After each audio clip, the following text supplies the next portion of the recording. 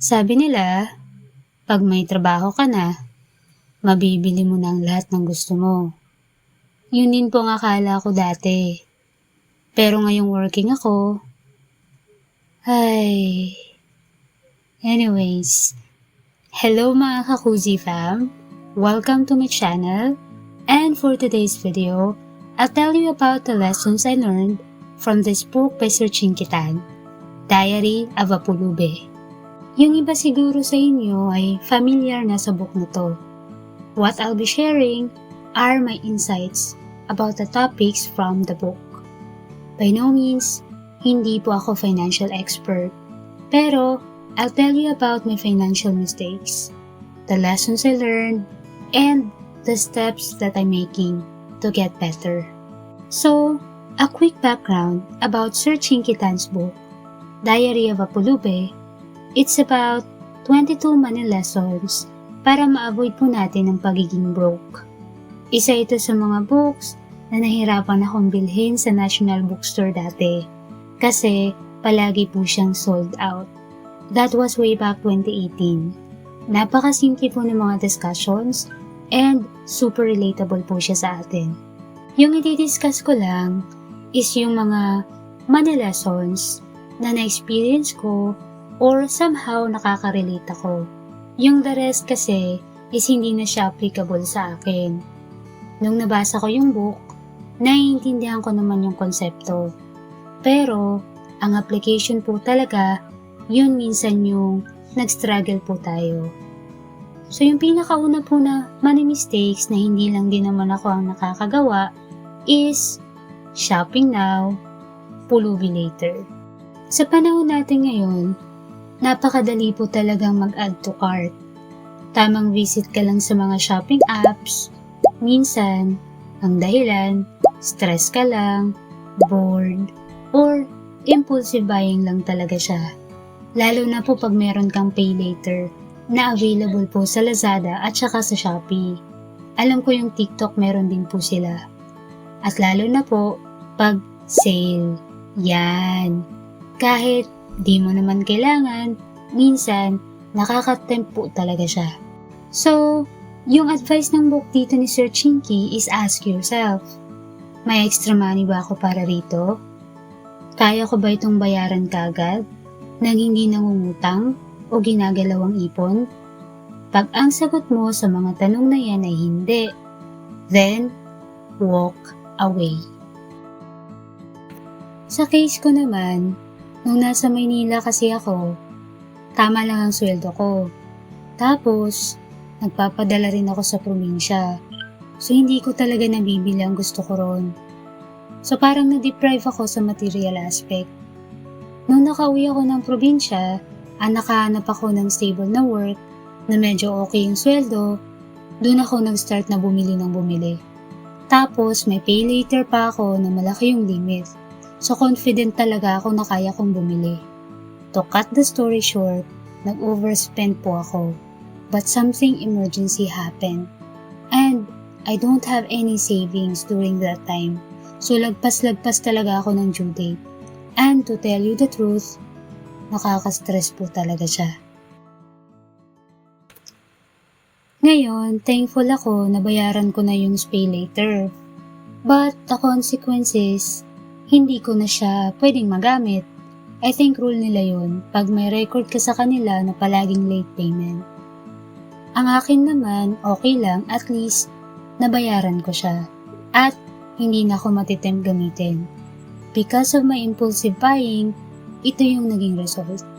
Meron pa rin akong binabayaran ngayon. Sa Lazada naman siya. But once I'm done, I'll probably stop using it. Or gamitin ko lang siya if need ko talaga. Wala naman pong problema to treat yourself paminsan-minsan. Huwag mo lang palagiing sabihin sa sarili mo na, I deserve this. Baka sa kaka-deserve mo, wala ka na palang ipon or may mga dues ka na nahihirapan kang bayaran. So punta na tayo sa next money mistake. Upgrade now, pulubi later.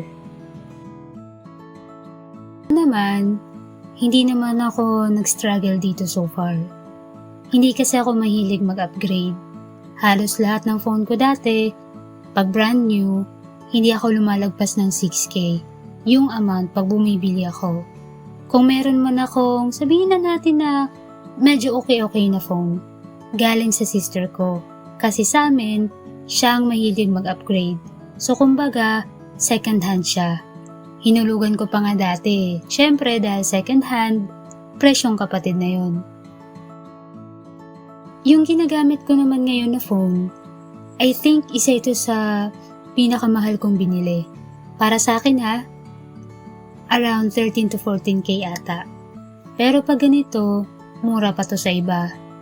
Yung requirement ko lang naman kasi sa phone ko ay very simple lang naman. Okay yung memory, mabilis siya, at makakapagbasa ako ng manhwa or web novel. And syempre, okay yung camera para sa mga photos. Kasi kailangan ko siya pag need ko ng maayos na docu sa work ko. Tsaka yung ginagamit ko na phone ngayon is from 2022 pa. At wala pa akong balak palitan kasi okay pa naman siya. Tanungin din natin ang sarili natin. Bakit ko kailangan mag-upgrade? Kailangan mo ba talaga? Or gusto mo lang sumabay sa trend? I mean, wala namang problema. Basta you can afford it, na hindi mo kailangang umutang. Sabi nga ni Sir Chinky sa book niya, learn self-control. Ano ba ang mga features ng phone that's essential? Makasend ng text? Makatawag? Eto lang naman, di ba? Of course, add-on na po ang iba. Depende sa pangangailangan mo. If you can't afford it, tell yourself, it can wait.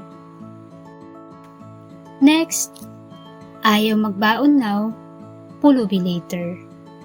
Ito naman, nang nasa Maynila ako, di talaga ako nagbabaon. Hindi sa ayaw ko. Pero kasi, nagbo-board ako dati. Sa mga galing sa province at nag-work sa Maynila, makaka-relate kayo sa akin. Pag solo ka, syempre ikaw lahat. Walang mama nagigising sa'yo or magluluto para sa'yo. Yung pinakauna kong work before is BPO. And to be honest, dahil sa rotating yung sked niya, nag-a-adjust palagi yung body clock ko. And nakakapagod po siya. Yung iluluto ko ng baon, ipapahinga ko na lang talaga. Kaya nag-decide rin ako mag-switch sa normal na work kahit sakto lang yung sahod. And pag hindi ka nagbabaon, pag nagkwenta ka ng budget, ang laki talaga niya. Lalo pag palagi ka sa fast food. Naging suki po talaga nila ako. Isang kainan mo sa fast food, almost 100 or more than 100. 3 beses kang kumakain sa isang araw, that's more or less 300 already. Yung ginagawa ko dati, nung normal work na ako, sa karinderya na ako kumakain kasi mas mura tsaka lutong bahay din. Pero nang umuwi ako ng probinsya, nagbabaon talaga ako. Malaki kasi talaga ang tipid mo. Pamasahe lang ginagastos ko eh. Yung pamasahe ko is 40 per day. So more or less, that's 800 per month. Isang factor lang din kung bakit hindi ako kumakain sa fast food nung nakauwi ako is yung pinakamalapit na city sa amin na may mga ganong establishments is 45 minutes travel. So sasadyain mo talaga siya. Tsaka almost 5 years ako sa Maynila.